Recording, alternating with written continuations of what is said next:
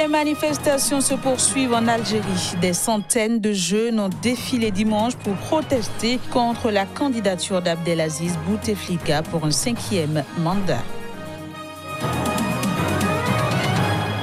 Conférence de presse sur l'hypertrophie bénigne de la prostate au Bénin. Elle portait sur les nouveautés du traitement du mal en 2019.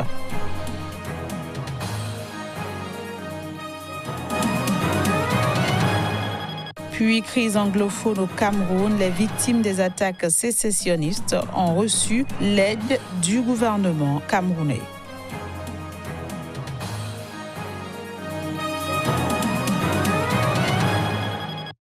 Ravi de vous retrouver en ce début de semaine. Bienvenue à toutes et à tous sur Sika TV. Plusieurs centaines de jeunes ont défilé ce dimanche dans le centre d'Alger et ailleurs en Algérie. Ils protestaient contre la candidature officiellement déposée plus tôt d'Abdelaziz Bouteflika à la présidentielle du 18 avril pour un 5e mandat. Voici les images. Après plus d'une semaine de manifestations, la candidature d'Abdelaziz Bouteflika aux élections du 18 avril prochain a été déposée ce dimanche. Mais le président algérien s'est engagé, s'il était élu, à ne pas aller au bout de son mandat et à se retirer à l'issue d'une présidentielle anticipée. Si le peuple algérien me renouvelle sa confiance, je prends solennellement, devant Dieu et devant le peuple algérien, l'engagement d'organiser une élection présidentielle anticipée dont la date sera arrêtée par une conférence nationale mise en place après le scrutin, a déclaré le président dans un message au peuple algérien lu par son directeur de campagne. Cette élection anticipée assurera ma succession dans des conditions incontestables de sérénité, de liberté et de transparence, affirme Abdelaziz Bouteflika, qui annonce aussi la rédaction d'une nouvelle constitution qui consacre la naissance d'une nouvelle république et qui sera soumise à référendum. Mais son message n'a apparemment pas convaincu. De nouvelles marches nocturnes se sont déroulées dimanche dans le centre d'Alger, survolées par un hélicoptère où plusieurs centaines de jeunes défilaient dans le calme et dans d'autres villes. Le président algérien Abdelaziz Bouteflika est le 8e candidat à avoir déposé son dossier au Conseil constitutionnel qui doit statuer sous 10 jours sur la validité des candidatures. Le président ne devrait faire face à aucun candidat susceptible de menacer sa réélection. Au Bénin, la période préélectorale particulièrement tendue a à nouveau motivé une sortie médiatique de la Fondation Potier de la République. À travers un point de presse, le bureau exécutif de l'ONG a appelé à l'implication personnelle du chef de l'État pour une sortie de crise heureuse. Plus de précisions avec Maxime Ressou, chargé à l'information et à la communication de la Fondation. On l'écoute. Les Potiers de la République rappellent à toute la classe politique, dans son ensemble, que le Bénin n'appartient ni à la mouvance ni à l'opposition, que la quiétude du peuple, ainsi que son droit à la paix, la concorde et au mieux-être ne sauraient être menacés et pris en otage du fait de l'absence de dialogue et de prise de responsabilité de nos acteurs politiques. La Fondation Potier de la République remarque avec amertume la nonchalance, le silence presque général d'une bonne frange de la société civile et le manque d'initiative des autorités morales qui ont jadis incarné la sagesse et montré plus d'une fois la voie à suivre. Dans ce contexte particulier, où tous les indicateurs sont au rouge en ce qui concerne d'éventuels troubles pré- et post-électoraux, la Fondation Potier de la République s'inquiète des retombées fâcheuses que pourraient subir les populations et unit sa voix à celle d'autres forces du milieu pour demander humblement au chef de l'État, père de la nation, de prendre la mesure de la responsabilité qui est la sienne en de pareilles circonstances et de son devoir de garant de l'ordre et de la stabilité de la nation. Le droit nous ferme assez de portes et ne nous ouvre que quelques fenêtres, raison pour laquelle nous, Potiers de la République, appelons au sursis du processus électoral et à une concertation intégrale et inclusive de toutes les forces et sensibilités politiques sous la présidence du chef de l'État afin d'entrevoir au plus tôt les solutions de sortie de crise possibles. On reste au Bénin où la clinique universitaire d'urologie-andrologie du Centre national hospitalier universitaire Hubert Koutougoumanga de Cotonou a tenu une conférence de presse. Celle-ci avait pour thème hypertrophie bénigne de la prostate, les nouveautés du traitement en 2019. Les détails sur cette maladie avec le docteur Régussi Stéphanov, le conférencier. C'est une maladie très fréquente qui vient avec l'âge. On parle d'hypertrophie bénigne de la prostate, très fréquente. Dans la grande majorité des cas, elle est résolue par les médicaments. Donc c'est le médicament qui traite probablement le 80% de ces maladies. Il y en a une partie qu'il faut traiter par chirurgie classique. Ça veut dire qu'on enlève le tissu qui provoque les problèmes. Ces thérapies mini-invasives ont été développées parce que les thérapies classiques provoquent chez l'homme des problèmes au niveau de la sphère sexuelle, de l'éjaculation, et parfois peuvent entraîner de l'incontinence. Donc ces facteurs ont fait qu'on a développé des méthodes qui font moins d'effets secondaires en ayant des résultats intéressants au niveau efficacité. C'est surtout ça le but de la thérapie mini-invasive. Au Bénin, vous avez la thérapie classique standard, la résection endoscopique, qui a été débutée ici au CNHU, qui je dirais suffit amplement pour les besoins que vous avez à l'heure actuelle. Les thérapies mini-invasives ont été développées dans une population qui est jeune ou une population âgée chez qui on ne peut pas faire d'anesthésie et qui a plusieurs pathologies. Je dirais que c'est un contexte qui n'est pas le même de celui que vous avez au Bénin. Au Bénin, vous avez une bonne urologie pour traiter l'hypertrophie prostatique classique. Je pense dans les années à venir, la population va probablement changer, vieillissement de la population, problèmes annexes, qui feront que les thérapies mini-invasives seront peut-être nécessaires et à ce moment-là sont facilement exportables et utilisables. Il y a un problème de coût qu'on a déjà chez nous. Donc là aussi, il faudra probablement attendre des développements au niveau du système de la santé, de santé de Ce journal se poursuit. L'intersyndicale de l'enseignement préscolaire et primaire de Côte d'Ivoire a décidé ce dimanche de suspendre son mot d'ordre de grève pour un mois.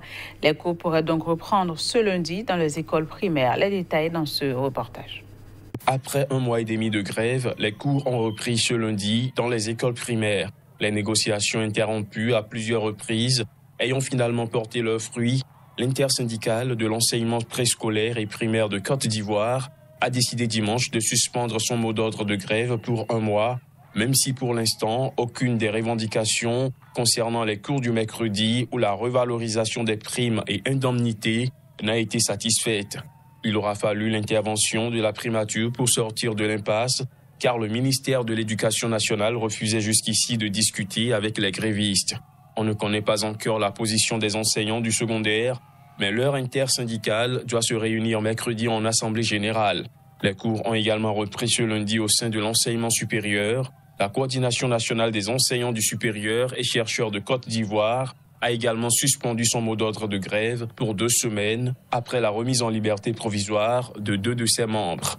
Les grèves dans le secteur public sont récurrentes en Côte d'Ivoire depuis 2 ans, malgré la signature en août 2017 d'une trêve sociale de 5 ans, moyennant le paiement sur plusieurs années d'arriérés de salaire pour environ 130 000 fonctionnaires, soit 70% des effectifs de la fonction publique. 3 dirigeants de la Banque centrale du Libéria comparaissent ce lundi pour la première fois devant un juge de Monrovia.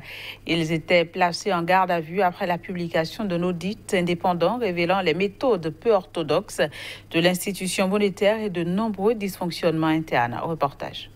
Placés en garde à vue après la publication d'un audit révélant de nombreux dysfonctionnements au sein de la Banque centrale du Libéria, 3 dirigeants de cette institution vont comparaître ce lundi pour la première fois devant un juge de Monrovia.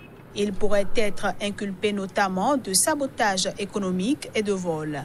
Il s'agit de Charles Sirleaf, fils de l'ancienne présidente Ellen Johnson Sirleaf, qui a occupé de hautes fonctions à la banque jusqu'à sa démission en août, et un autre dirigeant, Dobor Agba, qui ont été interpellés quelques heures après la publication jeudi de ce rapport, rédigé par le cabinet conseil américain Kroll Associates.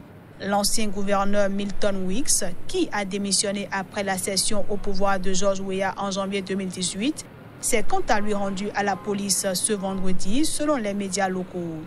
Le document de 68 pages souligne l'existence de problèmes à tous les niveaux du processus de contrôle des billets entrant et sortant de la banque sur la période étudiée, janvier 2016-décembre 2018, qui correspond aux 2 dernières années de la présidence d'Hélène Sirleaf Johnson et au début du mandat de George Weah. Enfin, le rapport souligne que le relevé des entrées et sorties des coffres de la Banque centrale à Monrovia se fait sur des formulaires écrits à la main et que la comptabilité de la banque ne reflète pas la réalité de ses réserves.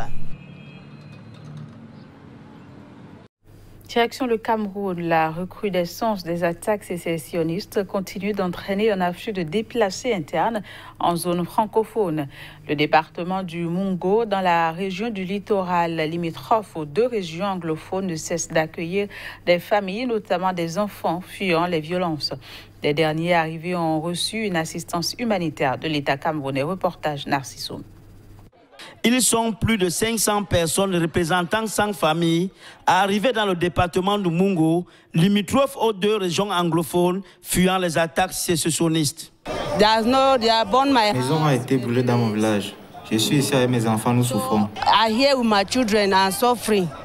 Ces nouveaux arrivés ont reçu en Kongsamba une assistance humanitaire offerte par la direction de la protection civile camerounaise. C'est le don qui vient du chef de l'État dans le cadre du plan d'assistance humanitaire d'urgence. 7 arrondissements ont été servis pour 100 familles. 100 familles dont chacune a reçu, comme vous avez vu, un matelas, une couverture, beaucoup de rouleaux de papier hygiénique, du savon, du sucre et du riz. Des élèves qui sont arrivés pour certains sans aucune pièce d'identité. Certains enfants arrivent sans acte de naissance, ils arrivent sans manuel scolaire, sans tenue de classe.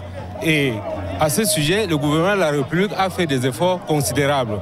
D'abord pour résoudre la pléthore d'enfants dans des salles de classe, des actes, des arrêtés spéciaux.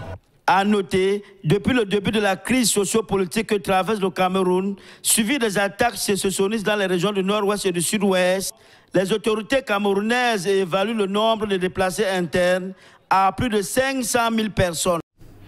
On reste au Cameroun. Lors de la cérémonie des vœux, Bello Bouba Maïgari, le président de l'Union nationale pour la démocratie et le progrès, a déclaré que son parti se présentera aux prochaines échéances électorales sous sa propre bannière. Une déclaration qui se désolidarise dans son alliance signée en 1997 avec le Rassemblement démocratique du peuple camerounais, parti au pouvoir. L'Union nationale pour la démocratie et le progrès, UNDP, un parti politique de la majorité présidentielle au Cameroun, se désolidarise de la mouvance présidentielle pour les prochaines échéances électorales. L'annonce a été faite au siège du parti à Yaoundé par Bello Bouba Maïgari, le président de cette formation politique, devant tout un parterre de cadres et militants venus des 10 régions du pays. Pour notre parti, l'Union nationale pour la démocratie et le progrès, participera sous sa propre bannière avec ses propres listes et ses propres candidats. Il convient de noter qu'une plateforme commune entre l'UNDP et le parti au pouvoir avait été scellée en 1997. Le président du parti en a profité pour faire le tour de la situation politique camerounaise et notamment sur la survie de son parti politique. Je ne pouvais pas rater cette occasion pour le rappeler de façon solennelle à tous nos camarades. Il faut que l'unité, l'entente, la camaraderie continuent à régner dans nos rangs, non seulement comme l'une des premières formations politiques dans ce pays, mais de façon incontestable que l'UNDP reste la grande formation politique au Cameroun. Cette déclaration a été faite lors de la cérémonie de présentation des vœux. Dans l'espace politique camerounais, différents partis affûtent déjà leurs armes, en l'instar du Rassemblement démocratique du peuple camerounais, parti au pouvoir. Pour rappel, les élections législatives et municipales avaient été prévues en juillet 2018 et elles ont été reportées par décret présidentiel cette année. Voilà, ce sera tout pour ce journal. Merci de l'avoir suivi. Au revoir et à demain.